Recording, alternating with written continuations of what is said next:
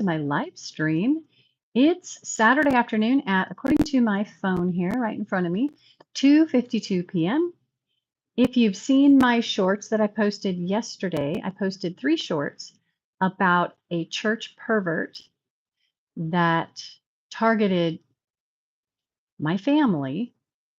And I'll get to that eventually, most likely. But I also want to talk about something else that's church pervert related. So we'll definitely be going into that. I am in my I'm in my chat on my laptop. Let me see if I can get my laptop here in my lap, and then I won't be looking over my shoulder so much. I'm going to turn off my volume. There we go. Okay. So I want to talk about some perverts and offer you guys suggestions on how to protect yourself and your family in society, in your family, in church, in schools, in the community. Did I already say that? Hey, there's one person in here. Hello, welcome. So I do want to talk about several that I found, how I found them, how I knew them, and how I handled that in my life. And then if I get around to it, I'll talk about the one that I dropped the 3 short videos on yesterday. I also posted how long was it? It was probably around a 10-minute video on the pervert yesterday. And out of that video, I took 3 shorts and I talked about how I've been exposing him. He is a church pervert. He likes to target young teenage girls, and he presents himself as an authority in the church. To my knowledge, he has no training in theology or divinity. He has training in the Institute for Basic Life Principles, which is what the 19 Kids and Counting family went through, that training. So he probably, through that, has bolstered up his feeling of importance and his godlike complex that he seems to have. He's probably always felt himself superior to other people. He just kind of puts off that vibe. But I think it got much worse with his training at what we call the IBLP, the Institute of Basic Life Principles. Now, I went through that training 2 times, and it's supposed to make you a better parent. Hey, Romulo de Silva, do come back. I appreciate that.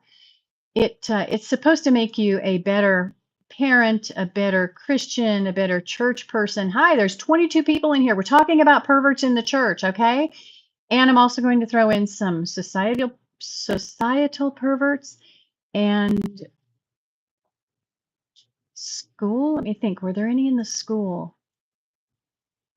Yeah, actually one of them. He hit on all of them. He was a church pervert. He was a societal pervert, and he was a school pervert. So, hi, Yasin. Nice to see you.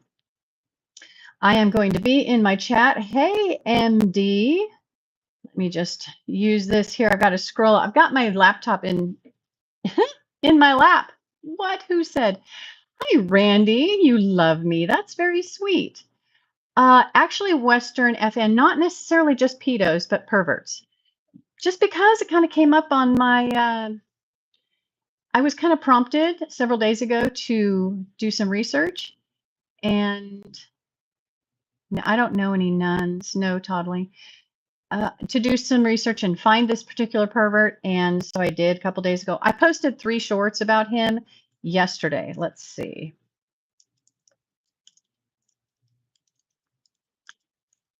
All right, talking church pervs.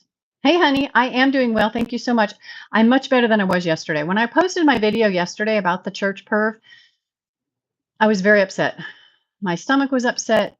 I was having heart palpitations. Thank you for the 2 thumbs up. I appreciate that. And I appreciate everybody who's chatting. I really do. You guys keep me going. Thank you. No name, no, you may not. In fact, I don't want to have to do this, but I will put you on timeout. So let's not go there. The topic is church perverts, Manish.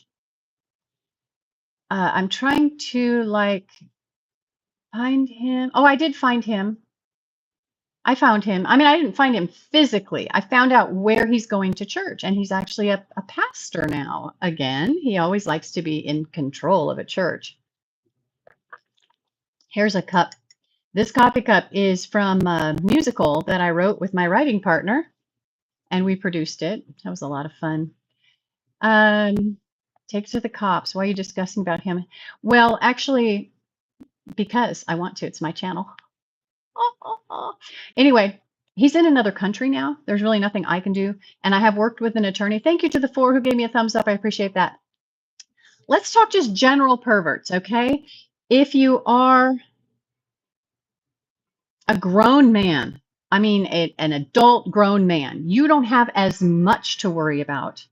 Of course, my clock is going off. What time is it? 3 o'clock? Okay, cool. Almost 3 o'clock. My clock runs a little fast. It's a really old grandfather clock. We love it. Hi there. Pervert in church. Yes, Manish, a pervert in church. Yes. No, it's okay to laugh. I mean, I laugh at it occasionally too. Like in my shorts that I posted yesterday, you'll see me. I was wearing a purple dress. If you go to my channel, you'll see my shorts that I did. Thank you to the 5 of you who hit the thumbs up. I do laugh occasionally.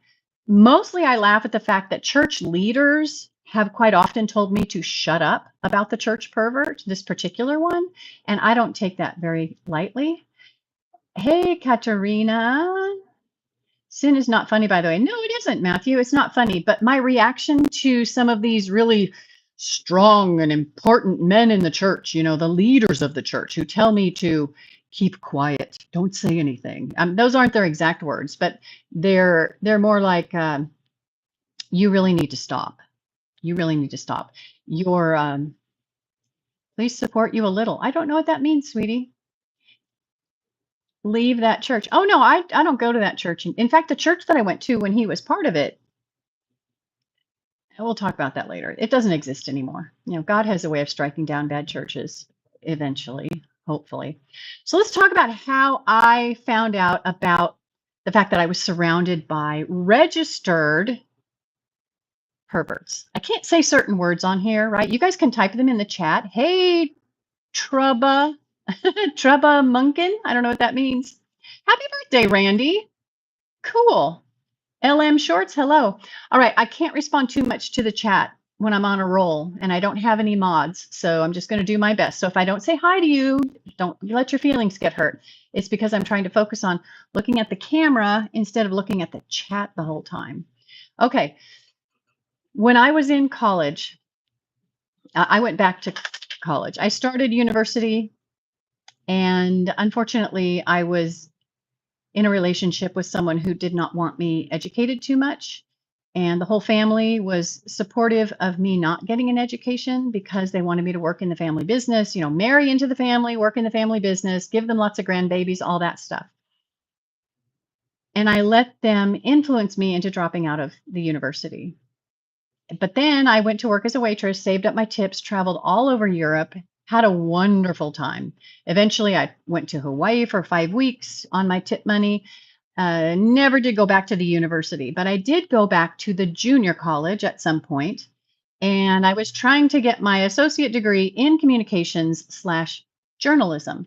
So I was working in the school newspaper, and I use that term very loosely. Yes, my name really is Nana. Actually, my full name is Grandma Nana. Just so you know, I've got about half my grandchildren call me Grandma Nana, and half of them call me just Nana. Nobody calls me Grandma. They call me Grandma Nana or Nana, which I love. I love my grandbabies. Anyway, so I went back to the junior college as a journalism major, and there was a law in the state of California that was trying to be pushed through by the attorney general at the time, the governor at the time, and obviously lawmakers. And they happened to be conservative lawmakers, and they were being fought very hard by the ACLU and quite a few Democrat lawmakers.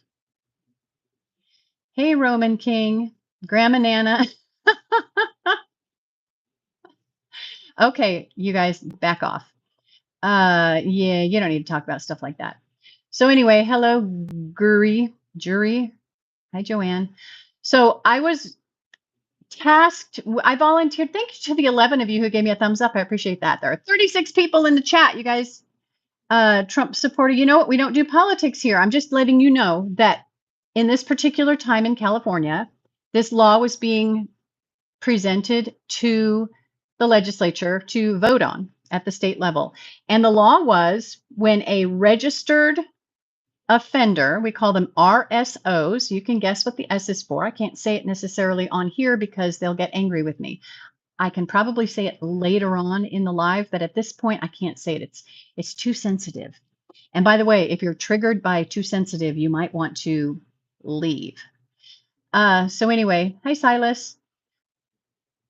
When it was brought up that I think we must have gotten a press release from the state attorney general saying, hey, this is what we're working on. Would you, publish it or, run it in your, I forget what it's called. It's been a long time since I was in college. There's a section of the newspaper where they just do little bullet points of what's going on. Well, I decided to write the article about it. And I was very interested in what was going on and why, but they wanted to make these registered people, men and women.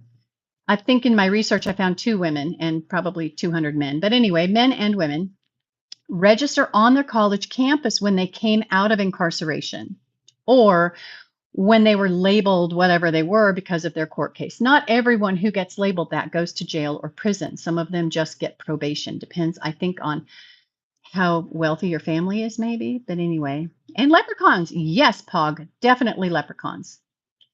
No, Lone, I'm not complaining about that at all. Anyway, so okay, where's my brain? So the state of California wanted to make these RSOs register at their college campus because each college campus and university campus has its own zip code. And when you are labeled an RSO, which is a registered hex with an S offender, you have to register in the zip code where you live, where you sleep at night. Okay. And that's state law in California. At least it used to be many, many years ago. I don't know what's going on there now. But they wanted to take it a step further because the number one hunting ground for adult SAers is college campuses because college girls tend to be naive. They don't have enough fear. They don't always lock their doors and all that stuff. Hello, let me create. What do I do? I am a part-time actress. And I am semi-retired right now because I live in a part of Tennessee where there really isn't a whole lot of acting. When I left California, I left a lot of that behind. Anyway, so they were trying to pass a law saying that they had to register in their city still or town, wherever they lived, but also at their college campus because that is their number one hunting ground. I already said that. So the ACLU was fighting against it, and the state really wanted to push it. And I don't remember how it went, but I wrote this article. Part of writing the article required me to do a lot of research on how many RSOs were in our area. So I just looked at our county and I grabbed all of the zip codes in our county. And this was way back before you could look it up on your laptop computer or your phone. You had to go down to the police station or the sheriff's office to research on their computer who was on the registry. Hello from Symbol from India.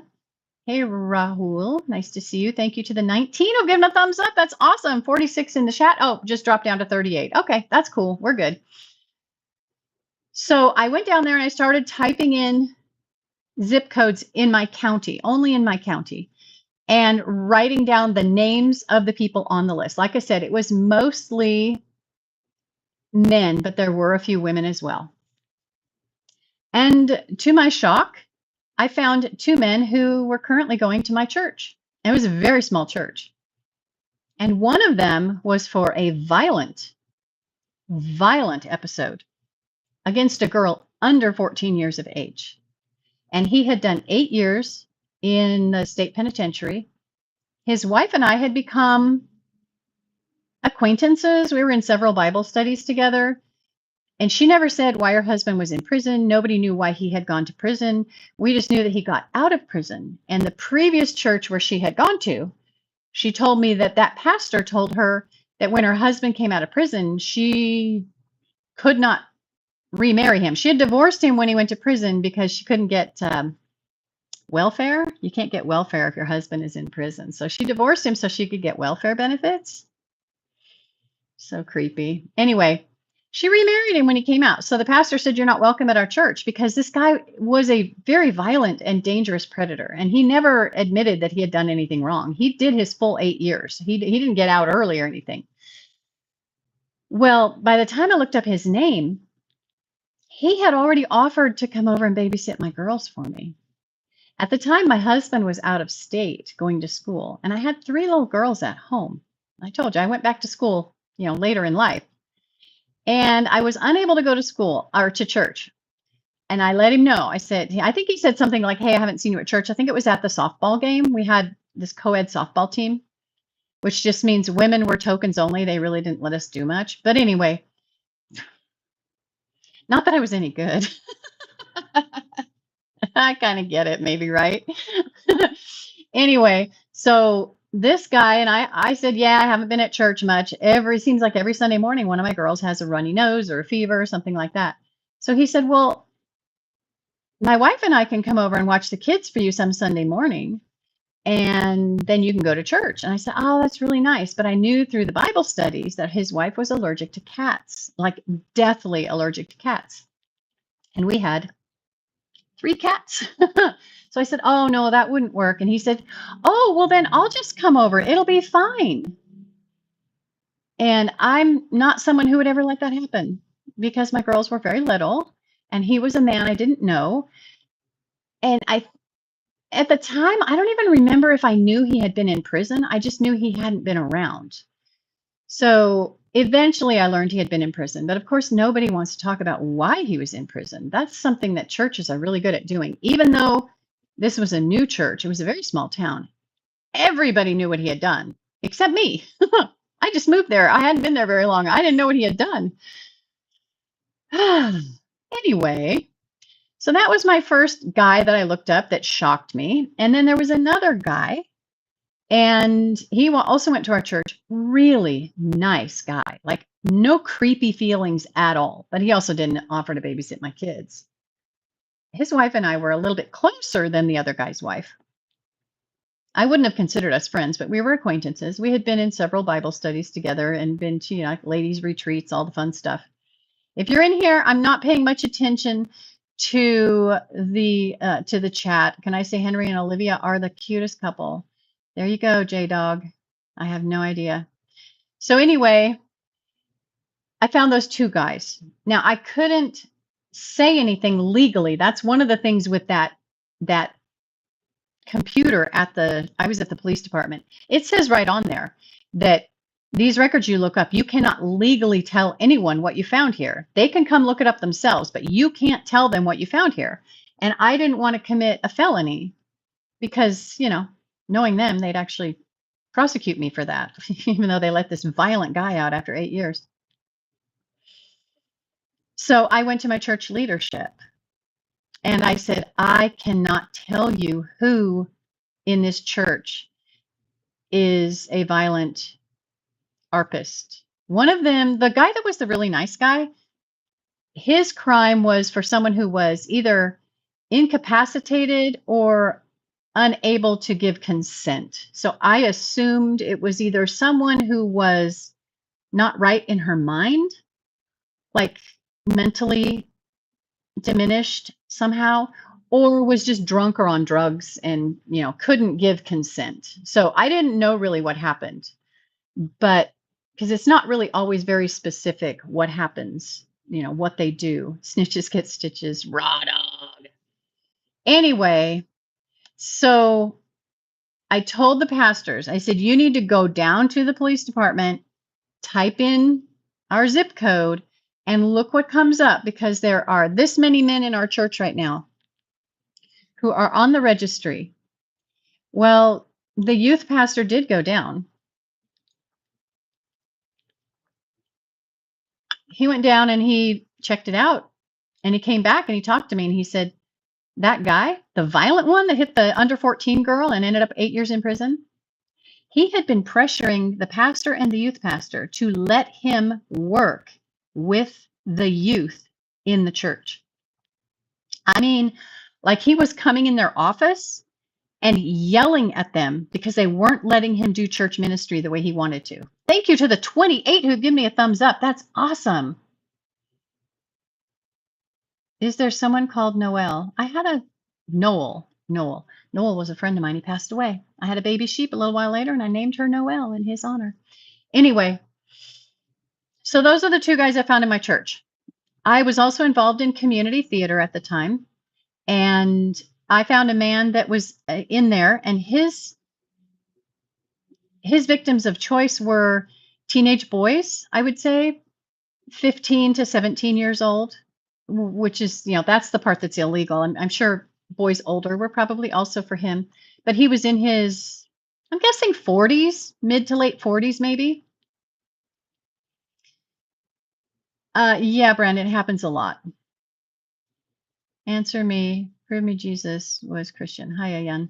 Anyway, so the guy that I found in that I was working with in the play, I was costuming a play called My Fair Lady. If you're familiar with it, then you know. And this theater company had a boys and men's dressing room and a girls and women's dressing room, and then they had a bathroom. And were we at the middle school? I think we were at the middle school in town. So it was their gymnasium where they set up these two big dressing rooms for the men and for the ladies. And anything male went in the males, anything female went in the females. And then they had one bathroom that I remember, but there could have been two bathrooms. There could have been a boys and a girls. There probably was a boys and a girls. So I found this guy. And most of the families there had their sons getting dressed in the bathroom because they knew about this guy. But again, if you don't know, you don't know, right? So one of the moms and I had become close, and I asked her where her boys changed, and she told me in the dressing room. And I said, are you aware that there is an RSO, which is a registered sex offender with an S, in there? And his target are boys. And now he wasn't on any kind of probation or parole or anything. I called the district attorney. I spoke to someone. I said, this man is in the presence of boys. Is that a problem? And they said, no, he's done. He served his time. It's all over with. There's no restriction on him being around boys. I said, okay, great. Not great.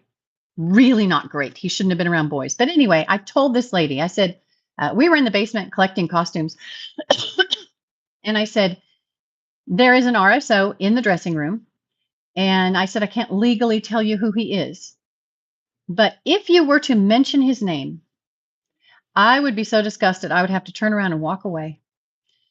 So she started going down the cast list, and I think she had two boys in the dressing room. Yeah. She started going down just naming the different men in the cast, and she hit on his name, and I just turned around and walked away.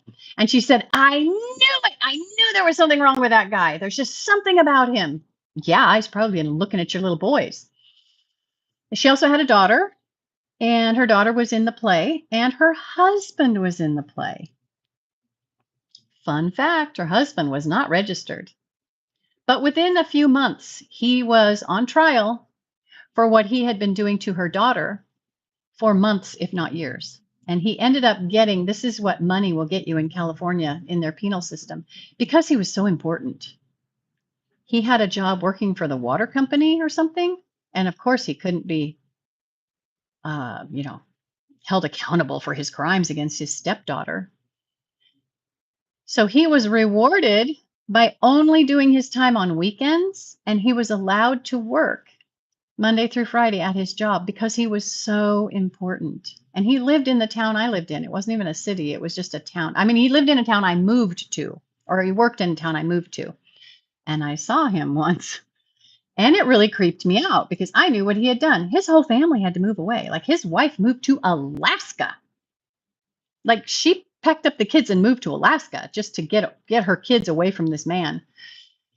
Anyway, so that was another guy. Then I went to school. I was in college and I went to class, and one of my classmates came up to me and he said, "Hey, in your research, have you by any chance found my dad?" And I kind of laughed, like, because I come from a really sarcastic family. And so that would have been something that would have been a joke. And then I stopped laughing and I said, "Wait a minute. He had a very unique last name." And I said, "Yes, yes, there was and I told him the name. He said, "That's my dad." He said he hadn't seen his dad since he was 7. And here he was in junior college. So he was somewhere between 18 and 20, 21 maybe. I was older. Remember, I went back to school. I had kids at home. I had kids at home that a creepy attack person wanted to babysit for me. Thank you to the 42 who have given me a thumbs up. That's awesome. 75 in here. We're just talking about my encounters with perverts. Actual ones with an S instead of an E. I do like chocolate, but I can't eat most chocolate because it has soy in it and I'm allergic to soy, which really sucks, but it keeps me from drinking or eating too much chocolate. Um, Hot cocoa generally doesn't, and I actually have hot cocoa in my coffee. I can't remember who else I found in there that I knew. There were five men that I knew. And then you add the other one on that I found out about a few months later that was also in that play, but hadn't been arrested yet for what he did to his daughter. I am very married. Very married. I have a beautiful ring. It's very pretty. Unless you're talking to somebody else. Pack it up. I have too many allergies, Ryan. It keeps me very thin. Thank you for hating me. And thank you for saying I'm the best. That's awesome. So as I was driving home one day after school, I pulled into my driveway and I thought, this was just a conversation in my head because I'm a writer. I'm a director, producer. I'm an actress. I do all of this stuff, right? And so I think in conversations in my head, I don't know if normal people do that, but I do. So I'm thinking, Mike has all of the red flags of a child arpist, but he's not. Now, I'll tell you what, Mike was my dad's best friend when I was a little girl, starting when I was about 10 until my dad passed away when I was 34, 33 or 34. So anyway, Mike was the guy. Mike had a whole lot of red flags for being a child arpist, but he wasn't.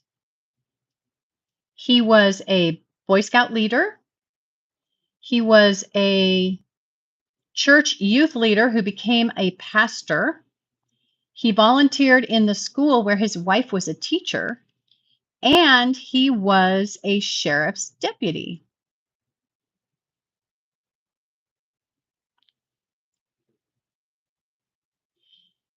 He was on the run, hiding from arrest within maybe a month of me writing this article and saying, "Oh, he has all the red flags, but he's not this," because I was doing deep research. What are these people like? Where do they hang out? Well, lately they hang out in churches because churches will cover up and hide and refuse to talk about and silence victims and their moms, in my experience. So within about a month, and I don't remember if I told my mom, "Hey, Mom, Mike has all these red flags, but he's not." Well, he was eventually caught. I don't know if he turned himself in. I think he turned himself in after a year. I think he was on the run for about a year. He went to a church sponsored rehabilitation program for men and I suppose women with problems of that nature. And I don't know what the expanse was. It could have been just addiction, where you just have to have it 5 times a day, or it could have been, the criminal element as well, or it could have just been the criminal element. I don't know. Pardon me, my nose is itching. I guess I'm allergic to talking. but I don't get as many likes when I just stand here and stare at the camera. Nope, that's not it. My nose still itches. Okay. So Mike confessed to his therapist what he had done. And his therapist said, and this I think is criminal. His therapist, I feel like, should have probably lost his or her license. I don't know who it was. When Mike confessed what he had done, I think he confessed to one person.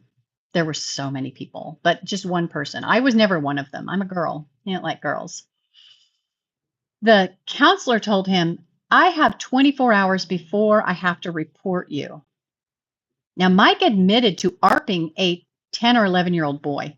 Okay, he didn't admit to having impure thoughts or, cheating on his wife or something. He admitted to ARPing. I am a Christian. I am a Christian, and I'm a non-denominational Christian. I go to a Baptist church. I happen to go to a Baptist church, but I don't go to a Southern Baptist church. I'm not part of that. I just happen to go to a church that believes in baptism. So there we go. Anyway, Mike's counselor gave him 24 hours to get his affairs in order before he called the law enforcement on him. I don't know if it was the sheriff or the city police. I don't know. By the time this therapist called, which was probably 23 hours and 59 minutes, knowing the jerk, Mike had vanished.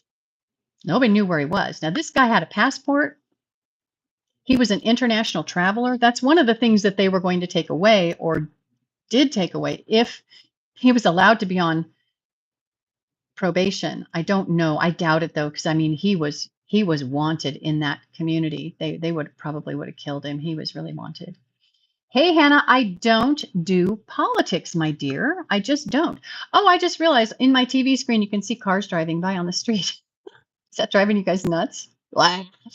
Anyway, so he went to this rehabilitation program where he was cured. And he confessed to his counselors to one child, one little boy, who had a brother as well, who was either 1 or 2 years younger, I'm not sure. And I'm not going to give you Mike's last name because I don't want the internet to go find these families, because you can find them through old police reports and through lots of things. But anyway, the families of the victims deserve to let that go. So he admitted to the one, and he went back to California, and they started getting ready for trial, and he pled guilty to one count. If I'm remembering 100% right, I might not be remembering 100% right what he pled to. I went to his daughter's wedding right about this time.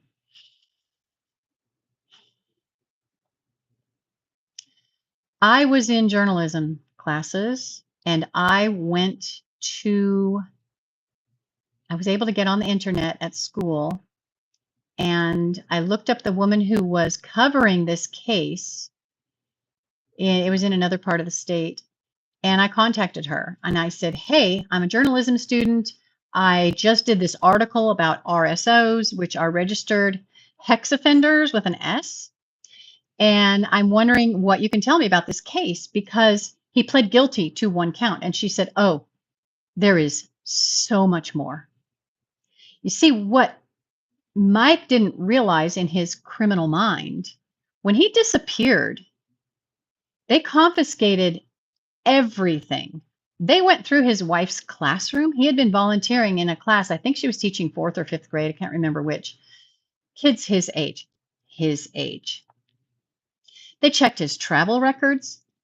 They got into chats. If you guys are in a chat, if you're one of those people, thank you to the 54 thumbs up. I love it. Thank you so much. I'm so famous. Hey, Keith. Yes, famous. There you go. Anyway, there were adult chats where mostly men talk about the crimes they've committed against children. And they figured out who he was. They already had someone in the chat, okay? Law enforcement always has someone in those chats. So they're just trying to figure out who's who in the chat. Well, they figured out who he was, and they went back and they watched. They went back and read his chats, and they realized that he confessed to the men in there. Now, his wife had no idea what he was doing.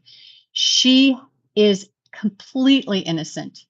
She knows now, and she did divorce him, not to get welfare like that other woman did, but she did divorce him, but she still visits him on birthdays and Christmas and Thanksgiving and all of the stuff. She still loves him. He is still the love of her life. If my dogs explode, it's because the mailman is on my front porch right now. There's going to be a noise. Oh, they slept through it. There's sirens. Oh, I'm so glad when they explode. It is so loud. Okay. Ambulance. That sucks. We got a lot of old people in the neighborhood. It's really sad. Anyway, so they were in his chat and they saw his confession. Now, Mike was a pastor, okay? This guy was in a church. He was running a church. Guess what he had gotten in trouble for? He got in trouble for buying beer for the youth group and getting the kids drunk. And they still had him as their pastor. They cut a hole in the door to his office and put in a window because he was spending so much time in there alone with little boys. And they still kept him as a pastor. Very manipulative. These people are very manipulative. Okay, the ones that are good at it, the ones that get away with it for decades, like Mike did. So she said what he confessed to was he still felt guilty about a little boy in his scout troop who had gone off the rails for some reason because he was being diddled by his scoutmaster, ended up in foster care, and removed himself from the earth when he was still just a minor. He was, I don't know, 16 or 17. Removed himself from the earth, this little boy, because he couldn't handle the things that had been done to him as a young child. So that's one of the things he was talking about in this adult man, maybe woman, chat, where they talked about all the things they had done that were wrong or that were fun or whatever it was. That's also where they found out that he traveled to other countries like Singapore, Hong Kong, I don't know where all else, so that he could purchase boys. This is a pastor. He traveled around the world as a speaker because he was very manipulative, very intelligent, highly intelligent man. He was like a second dad to me. But I wasn't his type, which is good. It's very good. So they had that on him. Now, what the guys in the chat told him about the boy who had taken himself out off the planet Earth, oh, that's not your fault. You didn't do anything wrong. Because Mike admitted that once a year, he would travel up and down the state of California, visiting all of his youth who had graduated out of the program. Can you imagine? This creep's been diddling you and you finally get out of town, you finally get to college or the university, and he comes and visits you in your dorm room? Anyway, one of the places he always visited religiously was the grave of this little boy who had just couldn't take it anymore.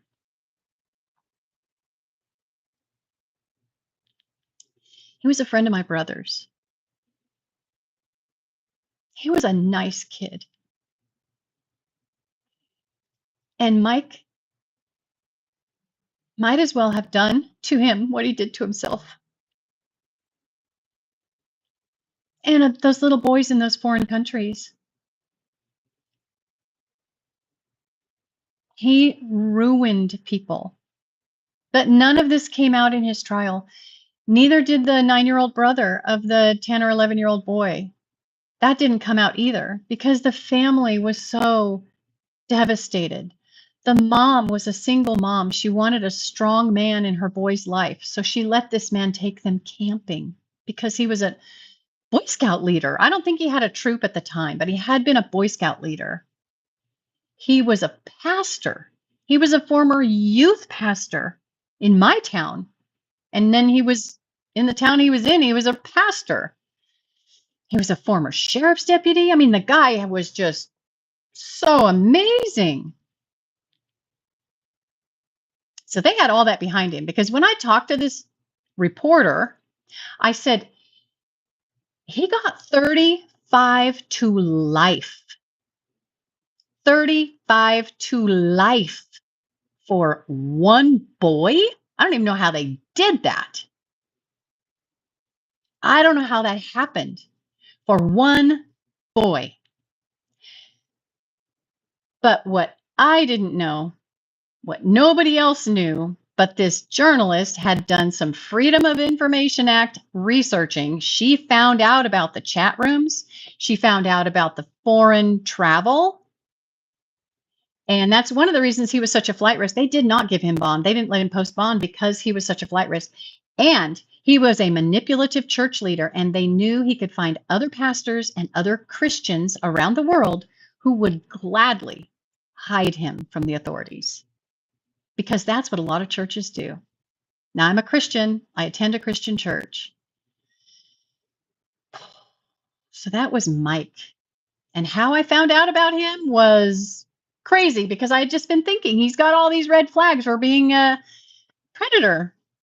And it turns out he's not, because he was never that way with me. And he wasn't that way with my brother, thankfully. My brother had suffered a traumatic brain injury when he was 12, which is when Mike came into our family. He was the Boy Scout leader, and he really encouraged my dad. My dad ended up getting involved in the Boy Scouts so he could be there with my brother, which is probably what kept Mike from attacking my brother. Tell you what, these men. So within just a few months of finding 5 men, I was surrounded by 2 more added themselves to the registry. And that was just, those 5 were just me searching in my local area. Mike was way out of the area. He was in a totally different county, a couple hours drive away. But I'm trying to think of who the other one was, because there were 2 in my church. There was the one in the play, all 3 of them churchmen. There was another one that was also a church person. I can't remember who it was. And then there was a 5th. Oh, the 5th one was my classmate's dad, who was not a church member. So there's one, I can't remember who he was, but I knew he was in church. Not my church, thankfully. God, not that it matters, right? We already had 2 in that church. God, and it was a small congregation. What the heck? Anyway, that article was good for me because it allowed me to find out how to look them up. Now, you can go on your computer if you're in the United States, and you can find, I think in California it's called Megan's Law. I don't know if that's all over the country, but you should be able to find some kind of a registry where you can type in. For us in the United States, it's a zip code. I don't know what y'all have in other countries, but you should be able to type that in, and you'll get a recent photograph, and you'll get their names and aliases, and a clip's version of the crime, not the full version. And for most of these people, I didn't have access to like the background like I did with Mike, because I developed a relationship with the journalist who was doing all the research. So I had her telling me stuff about Mike. But when I asked her, though, how come he got such a long sentence for just the one? She said, oh, no. Part of his plea deal was basically the DA said, we will not expose you as the monster that you are if you take this plea deal. And this will be your sentence. So that's what it was. Oh, one more thing. When I went down to his daughter's wedding, there were quite a few people there that I knew from my childhood who were supporting him. They were very upset that he got that long sentence. They had no idea. No idea. Here's the thinking. He only did it to one kid. What's the problem? Why such a long sentence? He only did it to one kid. My goodness, thank you to the 66 who have given me a thumbs up. Anyway, I got a letter from when I attended his daughter, and he petitioned the courts. He actually sued the state of California to be able to attend his daughter's wedding. He was so upset they would not let him out of prison. Was he in prison yet? No, he was still in jail during her wedding. That's right. After I got home, I got a letter from his attorney asking me to be a character witness. I already had all the background information. I knew what he had done, but he talked people into it. One of the men was on the school board. One of his friends from years ago was on the school board. A very outstanding pillar. Uh-oh, my computer just died on me. Come on, come back. Of our community. Oh no, it's actually dead. My computer died. I can't chat with you guys. He was like one of the top guys in town. Everybody knew him. He was a wonderful man. He wrote a letter. He wrote a character letter for this guy. And there were a handful of other people, teachers. I don't know about pastors. I don't remember. But people who were involved with children and who should have known better wrote him character letters. So when they sent me the request for the character letter, I knew I wasn't going to write it. It gave me a stomachache just thinking about it because I knew so much. And I don't think I would have written one anyway, even if I only knew about the 10-year-old boy. I would have no. And I will tell you this, Mike was inappropriate with me, but he never touched me. But he wanted to have very adult conversations with me about things that go on in bedrooms when I was 15 and 16 years old. So there may have been some grooming activity going on there, but he wouldn't have, I wasn't his type. His type was 100% boys. So I don't know why he thought introducing me to what happens in a bedroom is an important thing. I was a sweet 16 and never been kissed girl, okay? I was not interested in any of that stuff. I was riding horses. I was still fighting with boys, like, fighting with boys. I was not interested in that. So my answer to the character letter is probably still on my old computer. It was something like, you would not want me to say what I would say in a letter. And I outlined all of the things I knew about Mike. I said, of course, Mike didn't hurt me. I'm a girl. Mike only hurts boys. So I've been going up against pastors for a long time. And this guy was my dad's best friend. Like my dad, he died of cancer. And he was hanging on, and Mike was trying to get away from the church to visit my dad. And within just a few minutes of Mike arriving to my dad's bed, he took his last breath. He was on hospice.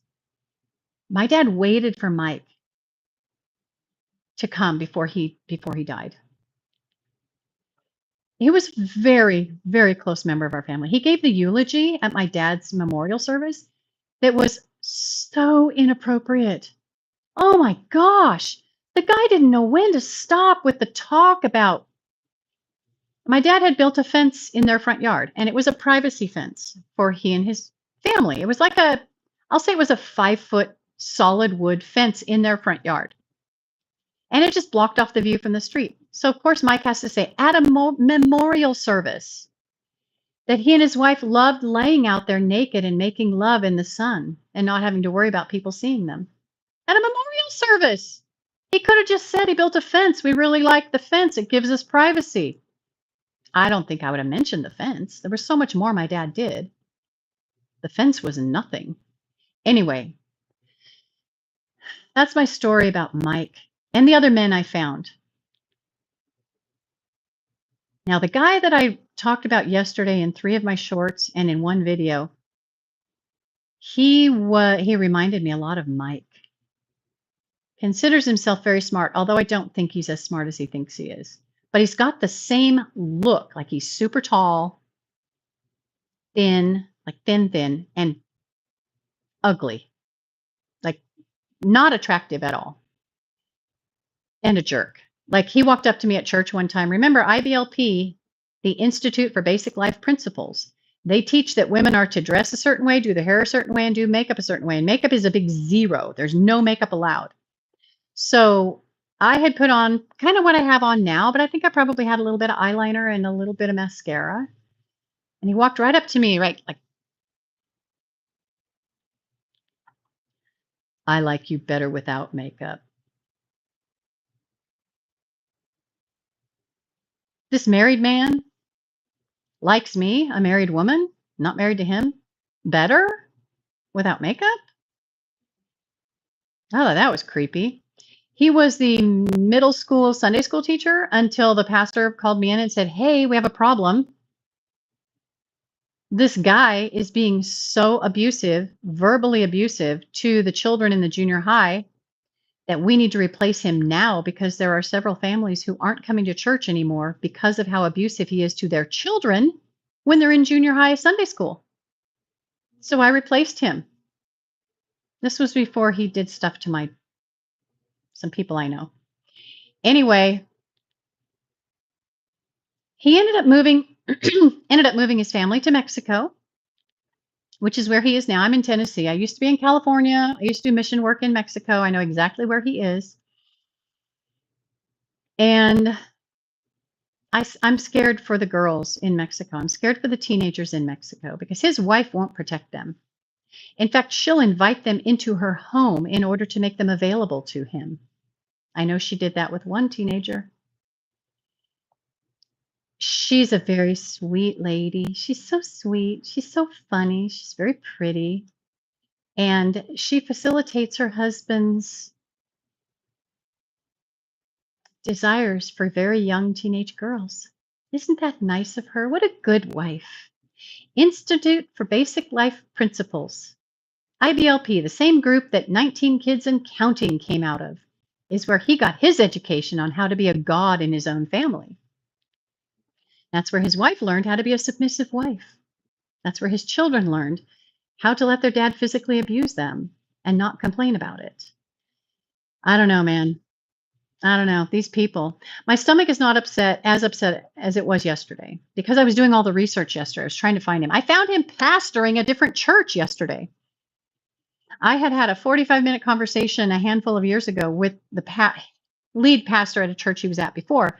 And I warned the guy, I said, he does these things. And he said, well, he said it's different. He said it different. That's not what really happened. And not only did he not listen to me, he promoted the guy to the director of their new Bible college.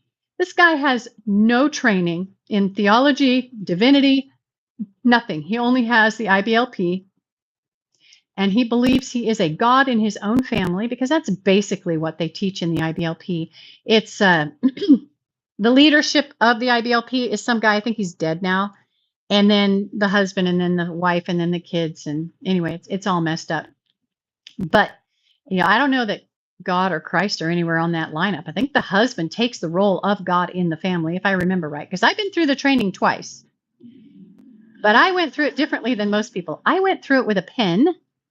And every time they said something that didn't quite look right, I'd do a little frowny face next to it. And then I'd go home and look it up and see if it was true or not, or if it was just this jerk's opinion.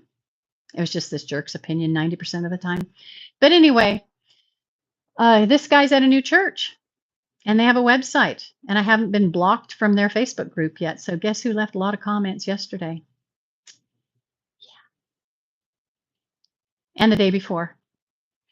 And I was blocked. Within about 3 minutes, I was blocked on the Facebook group. They're so predictable. A lot of churches would rather, and I said this in my video yesterday, they would rather hide from the truth than confront it. And they would rather protect the predator than kick them out of the church. And that's one thing I warned the pastor about a few years ago. I said, he will make himself very, very valuable in your church. He'll set up all your computer systems. He'll make sure everything's running real smoothly. He'll set up your sermons. He'll make sure the lights and the sound. I mean, he's going to do everything he can to make sure he's very important in your church. But watch out because there's a price. And the children in your church are the ones that are going to pay it. Well, I went to their website yesterday for the first time in a long time. This man that I know personally has been scrubbed from their website. All of his sermons have been removed, and he was preaching a lot. His Bible studies have been removed. His photographs, he was in hundreds of pictures. He and his wife and their children and their grandchildren, all happy.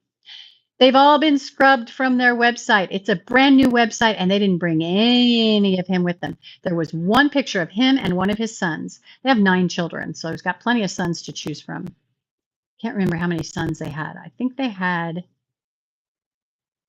have had 4 boys and 5 girls, maybe. Anyway, the mom likes to bring in other girls to protect her own because she'd rather her husband go after somebody else's daughter than after her daughter.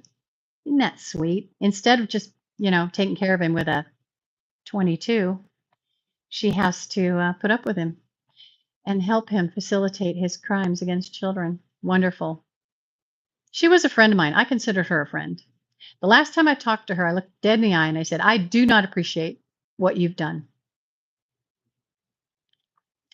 At that point, no crimes had been committed, but it was headed that way, and I could see it. So this guy's down in Mexico preaching at a new church. I got a hold of the international head of the church yesterday, just saying, hey, he's at a different church. Is there anything you can do? And most likely the answer will either be crickets or I'm so sorry, there's nothing we can do. Because in order to be part of this particular church body, you don't have to be legally affiliated with them. You can actually use their name and not be part of their governing board. So you're not under church discipline. So that's probably why he goes to the churches that are they're not being governed by the main church.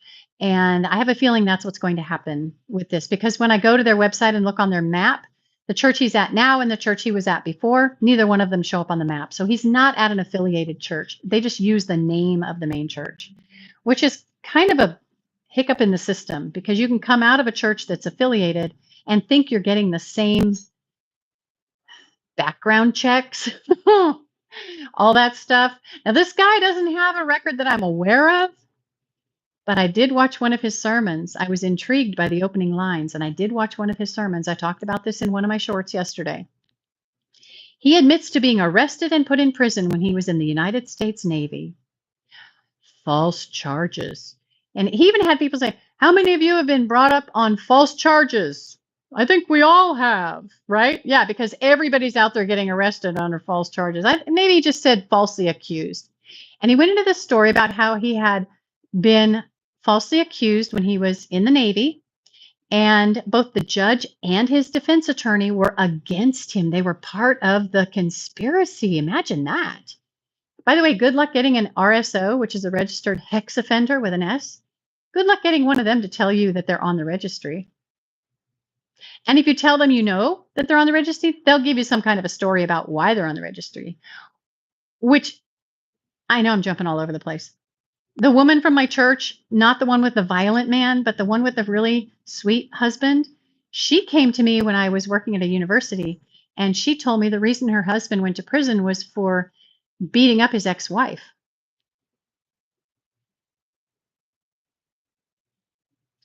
That's not what the record said. The record said he did something with his eggplant to his ex-wife. And she was incapacitated, so I don't know what he did, if he knocked her out or what. But his wife came in, and I had considered her kind of a friend, right? I never talked to her again. She lied to my face. And she may have seen the look of horror on my face when she told me that, because, yeah, he beat his wife. Guess what else he did? He did other stuff. Anyway, hey, Sun. Where is this guy? Shell Shocked Sheldon. He is in Mexico. I'm sorry I can't pay attention to the chat much, but I do appreciate the 83 of you who gave me a thumbs up. That's awesome. 73 still in here listening to me. It's been almost an hour. I'm going to be getting a hold of my attorney, because I had an attorney out in California, and he hired a private investigator to look this guy up that's in Mexico now. And he said they could not find a crime. That doesn't mean he wasn't convicted of a crime. It just means for some reason the records would be sealed. It could be that he was a juvenile. It could be there were extenuating circumstances. He's a very manipulative person. Maybe he got the records sealed for the protection of the victims. We don't want them to suffer. I don't know. But the PI did tell my attorney, who told me he may have committed crimes in the Navy, but we can't access those records. So I'm hoping for someone in the US Navy to get a hold of me who can help me by looking up what crimes he was wrongfully accused of and tried of and said he went to prison. And here's the best part of his story. It was in his sermon. And he went to court one day and they just said, "Oh, yeah, well, you can go, but just don't do it again." That's not even a thing. That's not even a thing. If you're being tried, the judge just, it's a JAG, by the way, right? Judge Advocate General. The JAG doesn't just say, "Oh yeah, well, yeah, just don't do it again. That's all. Just on you go. Just don't do it again." Whatever it is. So I'm very interested in finding out what it was. I want to know what he was arrested for. He went on trial. Of course, he was falsely accused. Because when God wants to diddle children, could there be anything wrong with it? And I don't know if that's what it was. It could have been a fight in a bar. I really don't know what it was. I want to know what it is because here's the thing that I need. If it's children, if it's against a child, I can take a piece of paper to the pastors when I find out that he's at a church and I can email that to them. Crimes committed in the military don't necessarily transfer over, or convictions in the military don't necessarily transfer over to civilian life. It's possible he's got a record in the military because it was so long ago, it just didn't transfer over to civilian life. So I'm still looking at what he did in the United States Navy that would have caused him high traveler. I don't think he's a member of any fraternities. A fraternity would be difficult for someone like him because in dealing with him for the years that I knew him personally, we used to go to their house for dinner. They came to our house. They came to our daughter's sporting events. They did all kinds of things with us, of course. He was hunting. But anyway, he is the most intelligent person in the room when he's in the room. He knows everything. There's nothing he doesn't know. And he might even be smarter than God. He told the children in Sunday school, one of the reasons he got kicked out as a Sunday school teacher, he told two of the girls in Sunday school that he couldn't stand. He hated them. He said, I think one of them said, "I'm going to tell my mom what you said to me." And he said, "Go ahead and tell your parents. Your parents don't love you. They love me. Your parents love me way more than they love you. So go ahead and tell them." Well, they did. And their parents stopped going to church because of it. So he got removed. I got put in his place as a Sunday school teacher.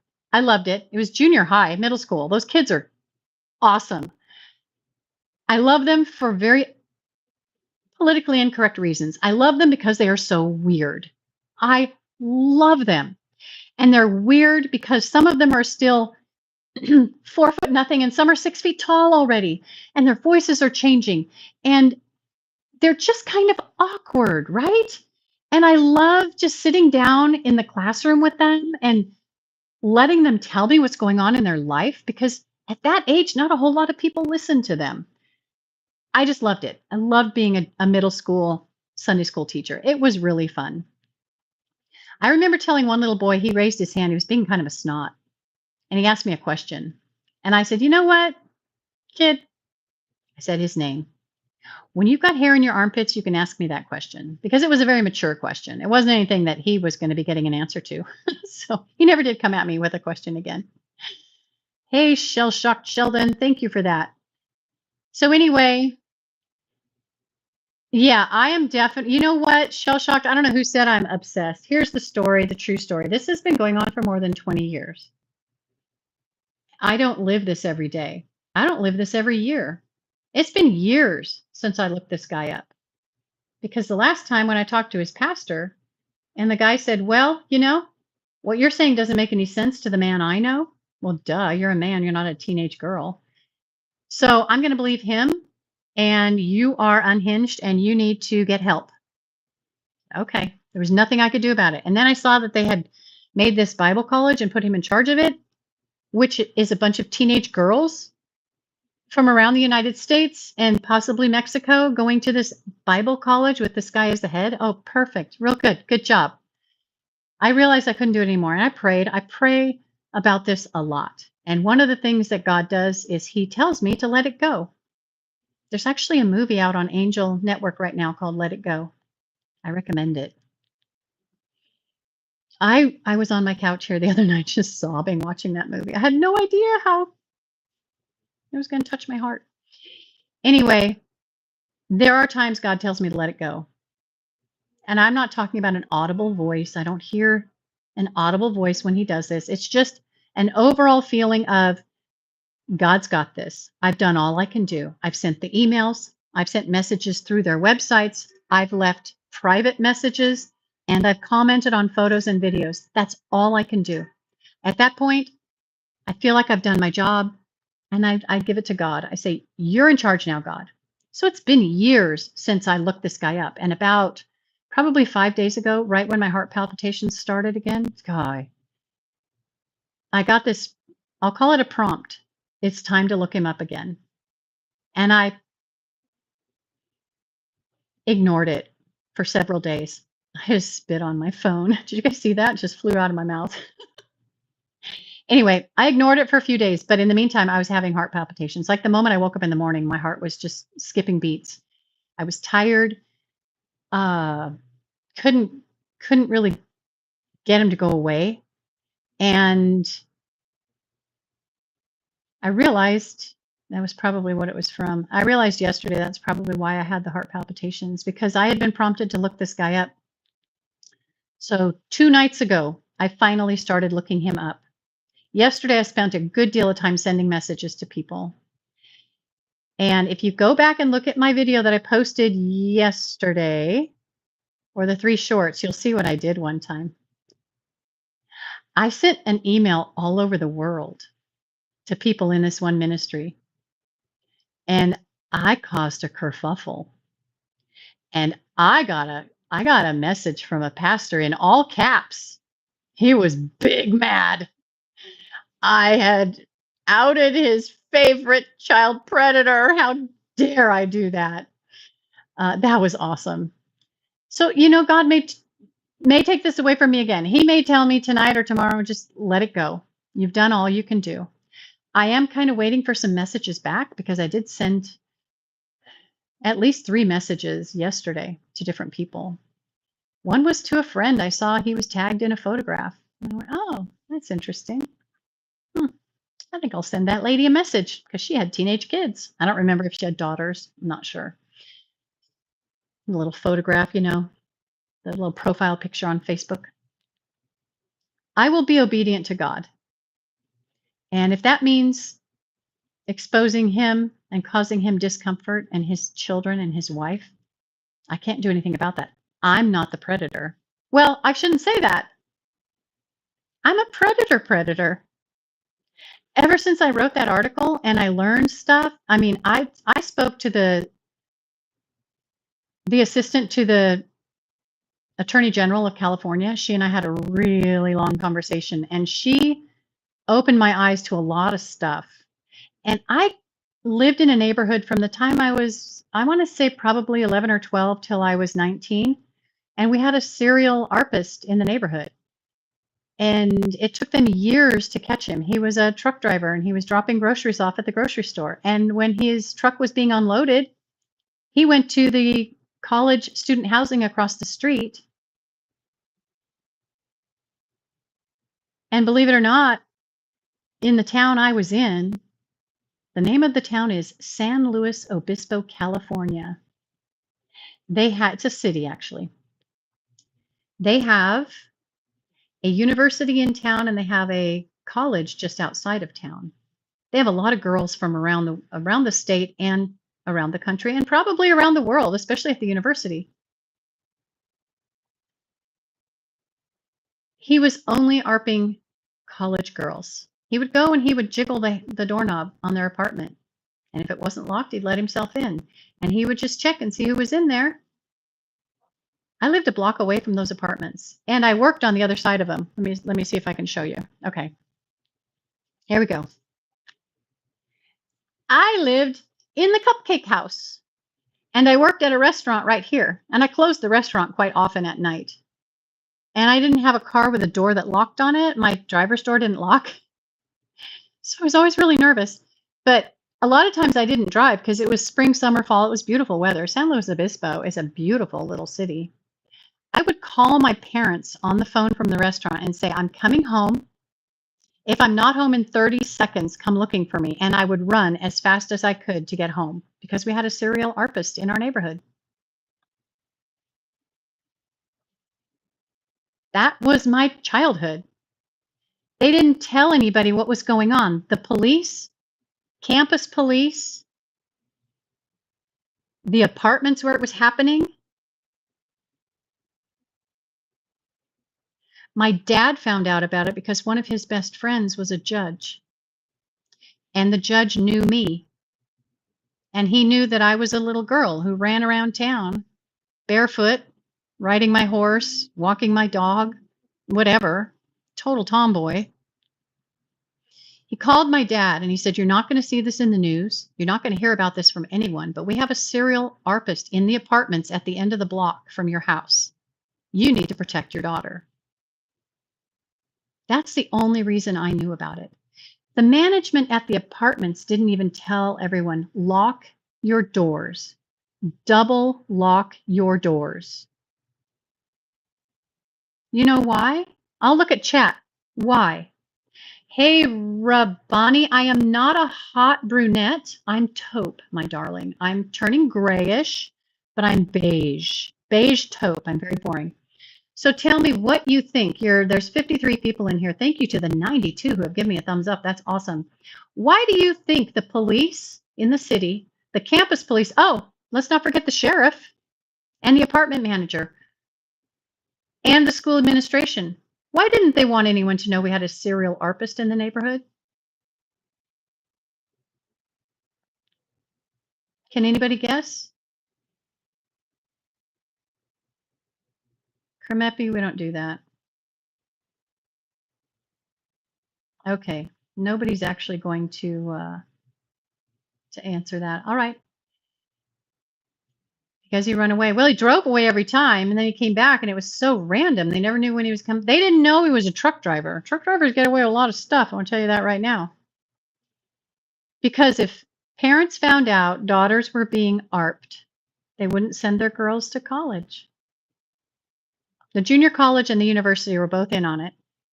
The police forces from both of those, city police, the sheriff, and the apartment manager. How many people? 7 entities were involved in the cover-up. 7 different law enforcement and administrative entities were involved in the cover-up of a serial ARPist in town. And the only way we knew about it is because my dad was very good friends with a judge who knew me and cared about my safety and said, hey, this isn't going to be in the news. You're not going to hear about this anywhere. Watch out for your daughter, Grandma Nana. Oh, you guys, I'm going to have to put a few of you on timeout because you're being really creepy. Let's see. I'm going to channel activity, put the user on timeout. We're going to go 30 minutes because you're creepy and I don't like you. Yeah, well, I need to get myself somebody who can do that. Scratcher, you're going on timeout for 30 minutes. Good deal. And we don't do politics, Casper. We don't do politics. Thank you, John, for saying I'm beautiful. I appreciate that. Let's see. Dark, you're getting put on timeout. Where are you? It's really hard for me to put this person on timeout. I don't know why. It's in the same place every time. Okay, so that's gone. Okay, good deal. Hey, Miss Rose, I do not speak French. I'm not a Scientologist. Hi, KT. That's funny. Oh gosh. Dororo. Sounds like something my dog would say. Dororo. And I'm not, I hope that's not your, like, I'm not making fun of your name, but that is something my dog would say. Kainu talking about child predators, mostly in the church. Hey, Zane. Good luck, man. Not single. Can you see this beautiful ring? There we go. It's prettier when I clean it. Hasn't been cleaned in a while. Connor, we don't do politics, my friend. I'm not a feminist, Sudha, not at all. No. Okay, let's see. Des, we're going to put you on timeout for 30 minutes. There we go. Let's just get rid of all these people that are creepy, I hope. I will challenge your husband in Mortal Kombat. No, Joe, it's not cubic zirconia, but I mean, it could be. I wouldn't care. We got it really cheap at a pawn shop. There's no reason to buy. Cubic zirconia is just as expensive as diamonds at a pawn shop. God's honest truth, my friend. Connor, did you do anything? I don't think so. Let me see. Maybe. Oh, good grief. What did you say, Connor? Oh, you said Trump 2028. That's actually kind of funny because my girlfriend gave me a hat. I busted up laughing so hard. She gave it to me in 2020. It said Trump 2024. Do you remember when everybody was panicking because they thought Trump was going to like anoint himself president for the rest of his life? So when she gave me the hat that said Trump 2024, I busted up laughing so hard because people were panicking. And I'm telling you what, I found it in a box recently. I should take a picture of myself in it and send it to her. That's funny. Senior citizens getting beat up? What? Oh, yeah. No, you know what? My husband doesn't do Mortal Kombat. We don't do internet games. All right, guys, I'm kind of in the chat now because I'm done telling my story. If you want to know if somebody near you, if you live in the United States, you want to know if somebody near you is on the registry. By the way, this won't do you any good in California. They changed the rules for the registry in California. Estimates were that 85% of the registered sex offenders with an S were going to be removed from the registry. They changed the law so that a bunch of men and some women could be off the registry so people wouldn't know how dangerous they are. Sudha, time to hear your side of the story. Well, you should put that on your channel, my friend. Let me know and I'll come watch you for sure.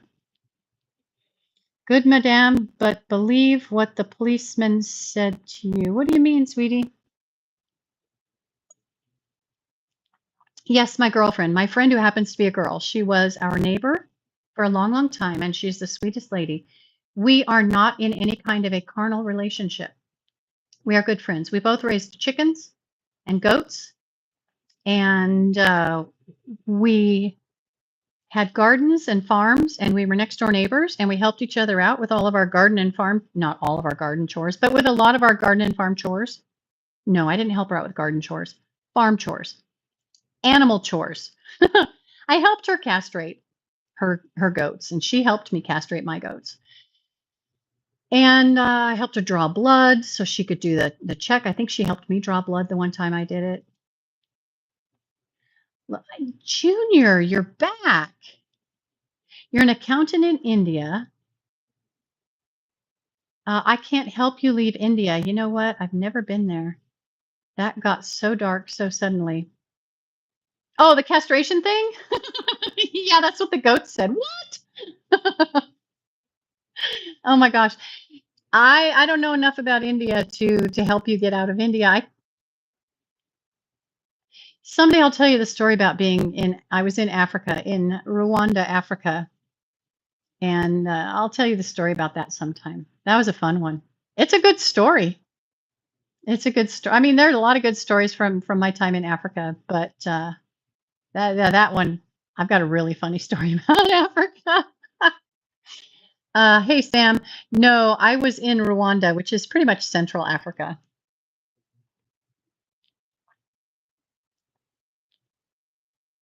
My dad worked in Uganda for a while. I'm a 62-year-old grandma with taupe beige hair. I made these earrings. I made them from a broken necklace.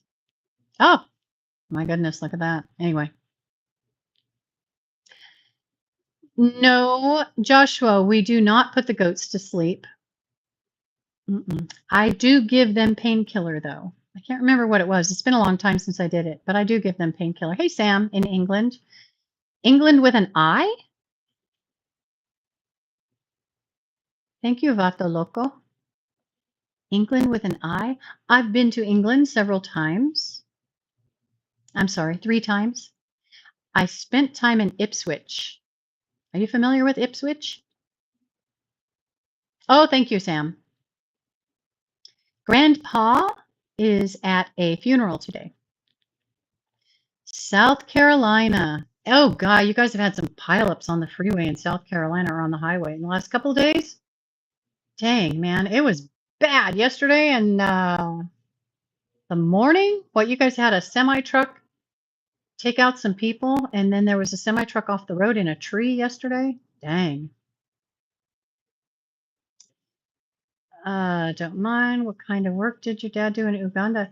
My father worked through a USAID grant, and he went to a farming town and he taught them how to grow sugar snap peas for the European market in South Uganda. Hello from Arkansas. Sorry I've missed a lot of chats. I'm in Tennessee, Encore.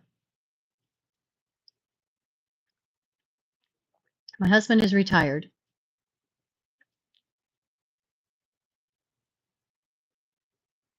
Odisha. I am not familiar with Odisha. Hey, James, you're in England as well. We've got more than one of you Englanders in here. I was in London, of course, right? Because that's how you get there. You land at Heathrow. And, well, actually, one time, did I fly into? No, I flew out of London, but I came in on a train. I came across the channel from Belgium. Is that possible? It's been a long time. I went to Ipswich for a wedding, and then I got sick and missed the wedding. But I did eat a lot of cucumber sandwiches. Sudha, he is retired from a job. London smelled like piss when I was there last time in 2008. Hey, Alice Cryer. Yeah. Hello, Chris. Hey, Chris, go start a GoFundMe. Share it on social media. Yeah, Rwanda in Africa, and I'm alive. Absolutely. It was a little touch and go one day. We went to a village that was a little bit sketchy, I'll say, but yeah, we did fine. I am mostly a retired actress.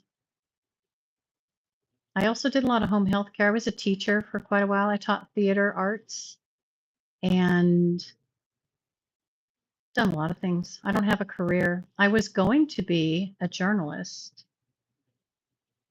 Joshua, anti-P walls? Oh my gosh. You know what the worst part, Joshua, was the telephone booths. I made my daughter go in one to get a picture and it smelled so bad. Oh my gosh. Hey, California, Linda. I was born and raised in California. Roshan, actually, I've been talking about perverts in the church, in the Christian church specifically. Perverts I've run into in my life and in the church and in theater. There was the one in the theater that I ran into as well. I'm drinking coffee. So where is my California gal? California, the coast. Linda, what part of California, my dear? I grew up in San Luis Obispo County. Hello, Ansh. Thank you. Hey, 101 thumbs up. I think that's a record. All right, we've been here for 84, not damaged by religion, Brandon, but I will say it's been eye-opening. And I think the biggest thing it's done is I don't put up with BS anymore. Morro Bay, DH. I was in Los Osos for a few years. Actually, a couple of different times for a few years. I think I lived in Los Osos in the early to mid 80s. And then I think I moved back there in the early 2000s and lived there for a while. Hey, Luciano. Hey, Encore. You know what? I don't do politics or wars. Okay, dude? I'm 62.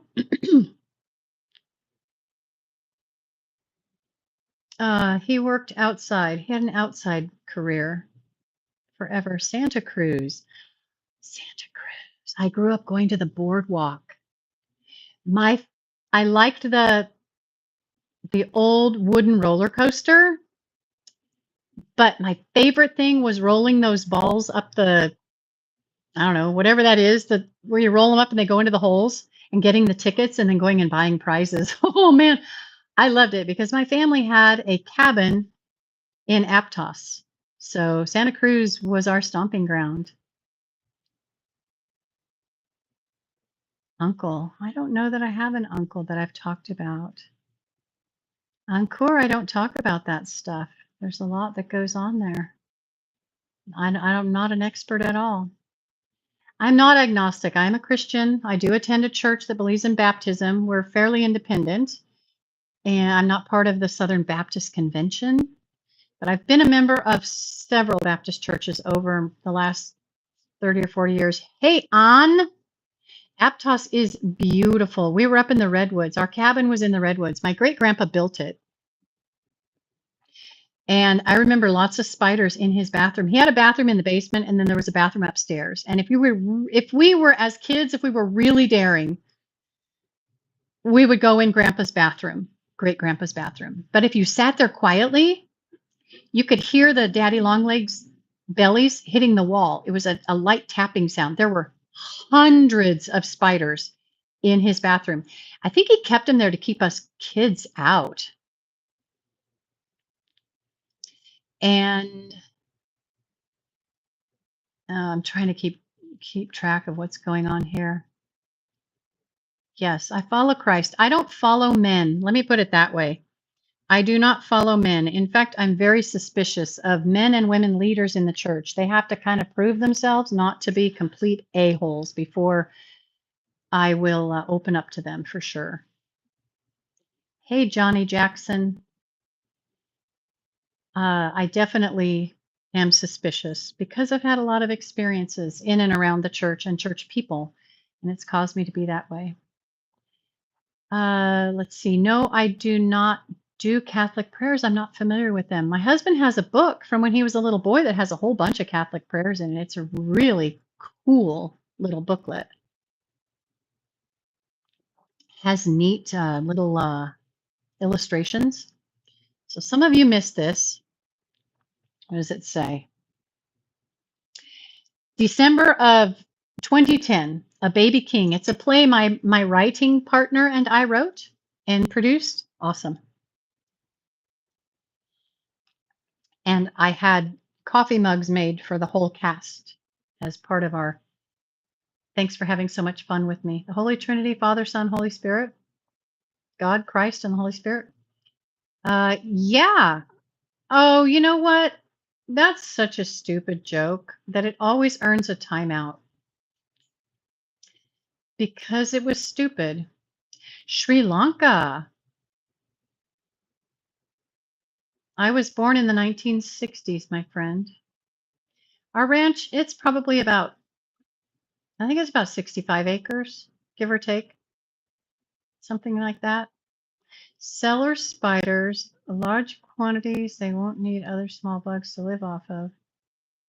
Some, you know what, Joshua, I believe you on that one, man. There were so many spiders in there. I was always kind of a dare me to do it and I'll do it kind of person. And if I really had to go to the bathroom, I was going in great grandpa's bathroom. I didn't care about the spiders. I wasn't afraid of them, but sitting there listening to them tap, tap, tap, tap, tap on the walls and the ceiling, it was just a little bit creepy. But grandpa built that place. And then one of my second cousins ended up buying it from the family when my great grandparents passed away. And he has turned it into a gorgeous home. He's a stonemason. Tell you something dirty that happened. When he and his wife got divorced, she tried to take that house from him. The judge said, no, it was his family's house. His grandpa, was it his grandpa or his great grandpa? It was his grandpa. His grandfather built that house by hand. You don't get that house and you don't get any equity from that house. That is his family home. That judge was awesome. They don't have those kind of judges anymore in California. Thanks for the nice hair compliment. Somebody said I have beautiful brunette hair. They were wrong. I have taupe hair, also called beige. Oh, we don't do politics, my friend. Yeah. The goat. My zodiac sign would be the goat if I was born in 67. That's hilarious, Alpha Omega. Wow. I don't really do zodiac things. Muffin Man, I have lots and lots of animals that I consider my pets. I've got 3 of them. One is over there, one is over there, and one is right there. They're canines. And then I've got pet goats. And I'd like to say I have pet ducks, but they don't know they're my pets. And that's about it right now. I used to have a few hundred. Hey, Chris, I don't rate myself, my dear. Okay. Well, guys, it's been a long, long time. It's been an hour and a half. Muffin Man, look at my videos. I have a whole bunch of shorts and I just posted one recently with my girl, one of my girls on it. You'll see her and you'll know her name. And don't forget to leave a like and a comment because I think 4 comments away from 10, no, not 10,000, from 1,000 comments on my videos. I need some comments. I do appreciate you guys chatting with me. That's awesome. Hi, RK. I haven't seen you in a long time. Jeans, no, I don't. If I did have an OF account, it would be to teach men and women, I suppose, how to sew on buttons, how to hem a pair of pants, how to make enchiladas, how to sew up a seam that was torn, and I would do it all fully clothed and very respectfully because I don't do that stuff. But no, I don't have one. Thank you, mindfulness. Appreciate that. All right, you guys have a really, really good day. Have a great weekend. I am going to go. I'm sweating like a pig. I need to turn the fan on. I turned it off because of this. I didn't want the stuff going on in the background. And I'm sitting here just sweating like crazy. Hey, Jolly, Mr. Dig. Thanks, you guys. You guys be blessed. Don't forget to give a thumbs up and follow me. If you want to, you can subscribe. It's free. And you can hit the bell if you want to know when I go live. I am probably going to be telling a story pretty soon. What was it I said earlier? I was going to do a story about it. Oh, crap. I can't remember. I'll think of something. I have a lot of stories. I'm in my 60s. I have a lot of stories. I could tell the story about hitchhiking in Costa Rica when I was 15. Or almost getting kidnapped in Guatemala when I was 15. Let's see. Yeah, I could tell a lot of stuff. All right, you guys are awesome. Thank you so much. And I need to get myself some mods who can put people on timeout. But I don't have any right now. So there we go. You guys be blessed. And I'm going to end this now before I just keep talking. Bye, guys.